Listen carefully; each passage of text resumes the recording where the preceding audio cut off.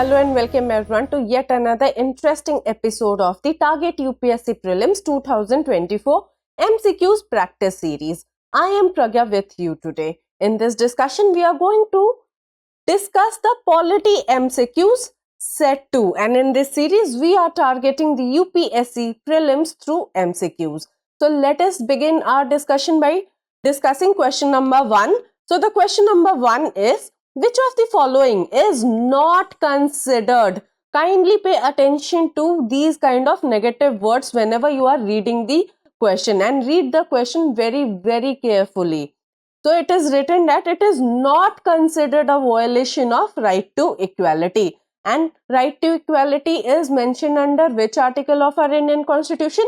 It is mentioned under Article 14 of our Indian Constitution. So your statement number 1 is conferring of Padma Awards. Your statement number 2 is reservations to the SCs and STs in public employment. Your statement number 3 is privileged treatment to a local upper caste man and the same is denied to a scheduled tribe man.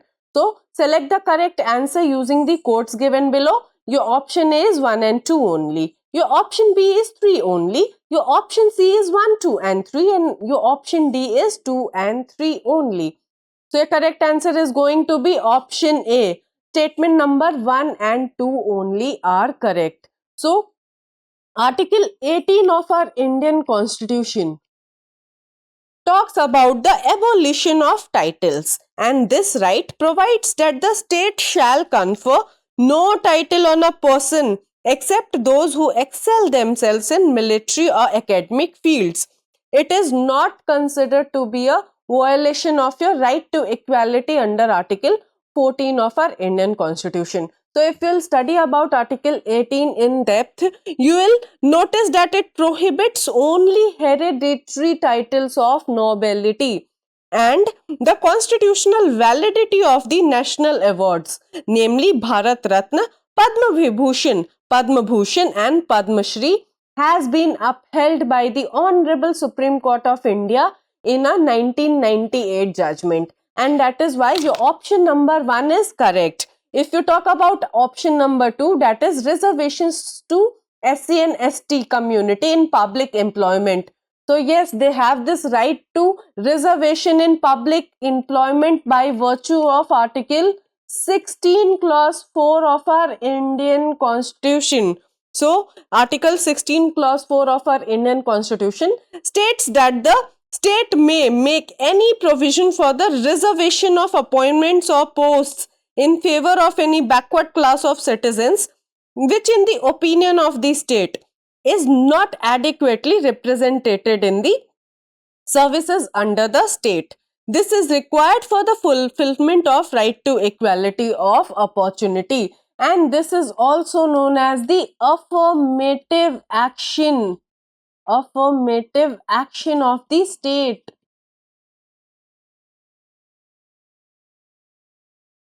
And hence statement number 2 is also correct. And if you talk about the statement number 3, so Article 15 of our Indian Constitution specifically prohibits discrimination on certain grounds. So prohibition of discrimination on grounds of religion, race, caste, sex or place of birth, equal access to shops, hotels, wells, tanks, bathing ghats, roads, etc. Okay. Hence, the police officer giving a privileged treatment to a local upper caste man from a rich family and the same is denied to an scheduled tribe man is violation of Article 15, and that is why your statement number 3 is not correct. Moving forward to the next question of our today's discussion.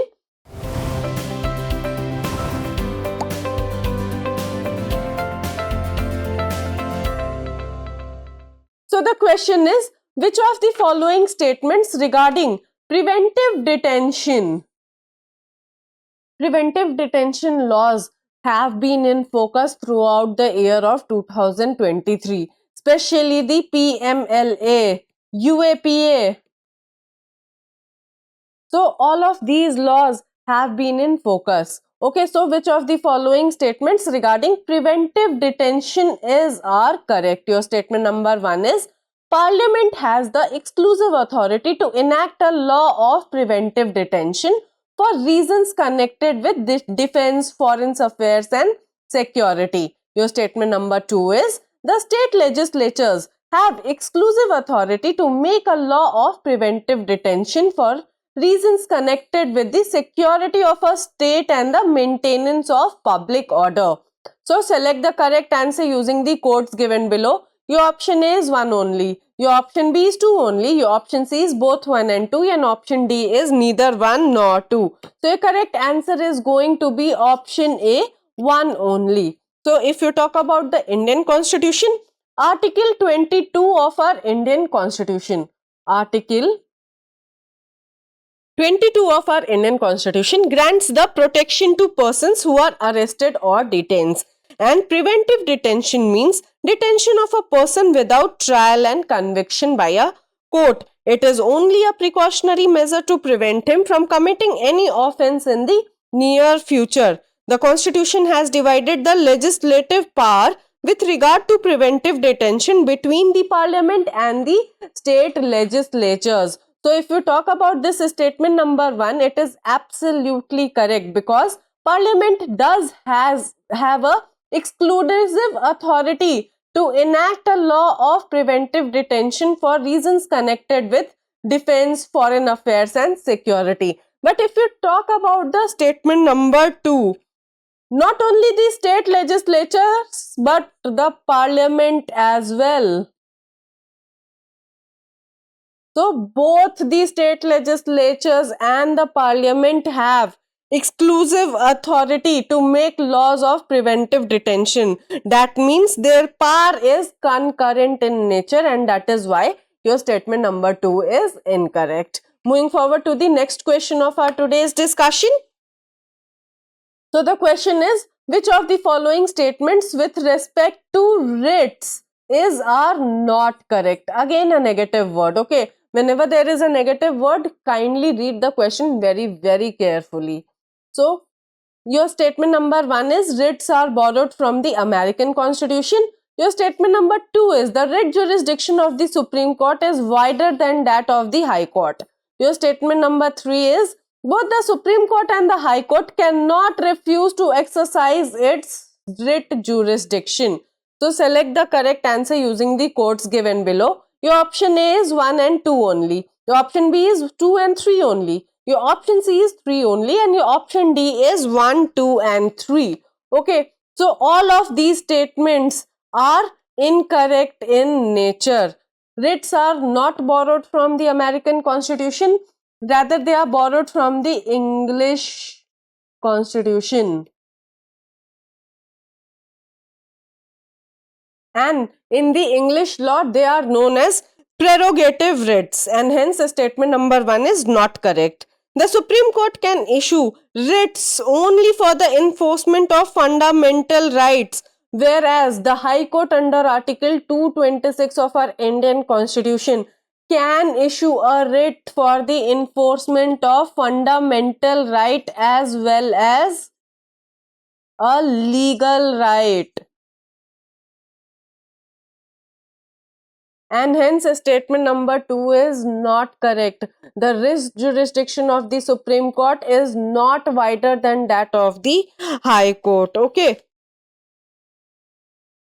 If you talk about the statement number 3, a remedy under Article 32 in itself is a fundamental right, and hence the Supreme Court may not refuse to exercise its writ jurisdiction. Okay.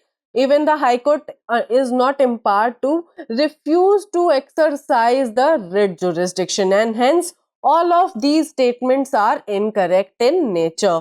Moving forward to the another question of our today's discussion. So the question number 4 is, which of the following Constitutional Amendment Act added a new directive principle related to the cooperative societies? Your option A is 42nd Constitutional Amendment. Your option B is 44th Constitutional Amendment. Your option C is 86th Constitutional Amendment, and your option D is 97th Constitutional Amendment.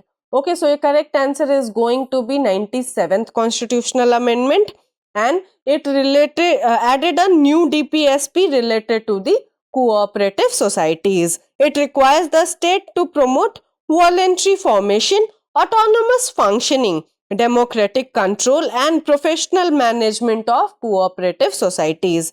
Article 43 Clause B of our Indian Constitution contains provisions regarding the promotion of cooperative societies. So, your correct answer is option D, 97th Constitutional Amendment Act. Moving forward to the next question. So, the question number 5 is, consider the following pairs. Your pair number 1 is Uniform Civil Code, Article 43. Your pair number 2 is Definition of a State, Article 36. Your pair number 3 is Participation of Workers in the Management of Industries, Article 43, Clause B. So, which of the pairs given above are not correctly matched? Your option A is 1 only, option B is 2, 1 and 3 only, option C is 2 and 3 only, and option D is 1, 2 and 3. So, a correct answer is going to be option B, 1 and 3 only are not correctly matched. If you talk about the Uniform Civil Code, it is mentioned under Article 44 of our Indian Constitution. Okay. Article 36 contains the definition of state, and not Article 43 Clause B, but Article 43 Clause A is related to the participation of workers in the management of industries, and that is why your option number B is correct. Moving forward to the next question. So, the question number 6 is, consider the following statements. Your statement number 1 is novel features.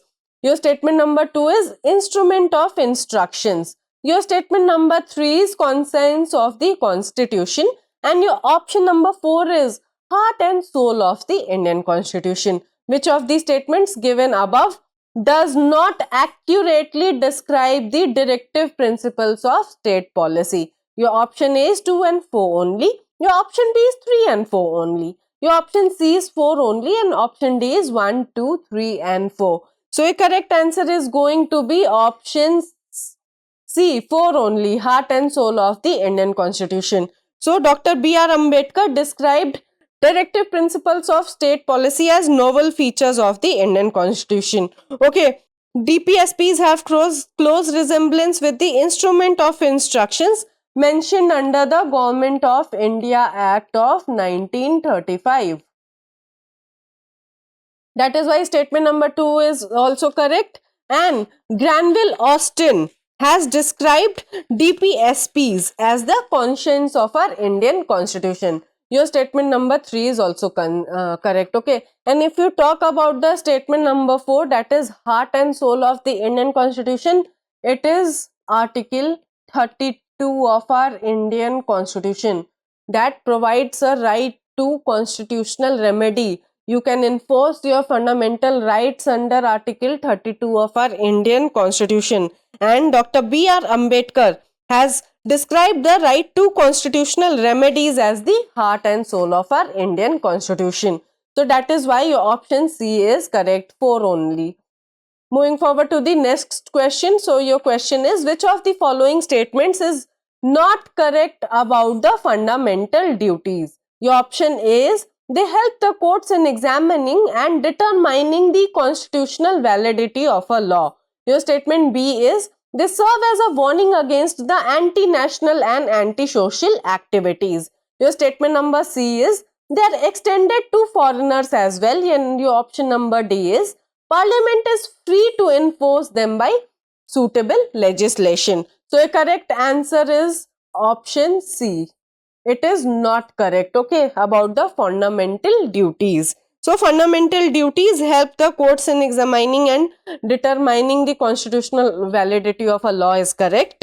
In 1992, the Honorable Supreme Court of India ruled that if a courts find that the law in question seeks to give effect to a fundamental duty, it may consider such law to be reasonable in relation to Article 14 of our Indian Constitution or Article 19 of our Indian Constitution, and thus the Supreme Court is empowered to save such law from being declared as unconstitutional in nature. Fundamental duties serve as a warning against the anti-national and anti-social activities like burning the national flag, destroying public property, and so on. Unlike some of the fundamental rights which extend to all persons, whether citizens or foreigners, the fundamental duties are confined to citizens only. They are not extendable to foreigners. Because why will a foreigner have a fundamental duty towards Indian constitution? So this is the logic behind it, and that is why they are not extended to foreigners. The Parliament of India is definitely free to enforce them by suitable legislation, and hence your option C is the correct answer for this question. Moving forward to the next question of our today's discussion.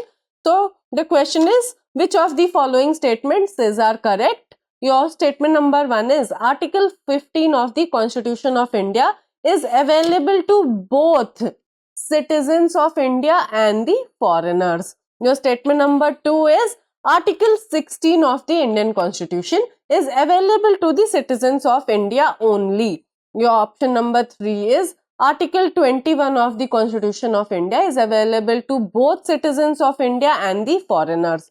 So select the correct answer using the code given below. Your option A is 1 only. Option B is 2 and 3 only. Option C is 3 only, and option D is 1, 2 and 3.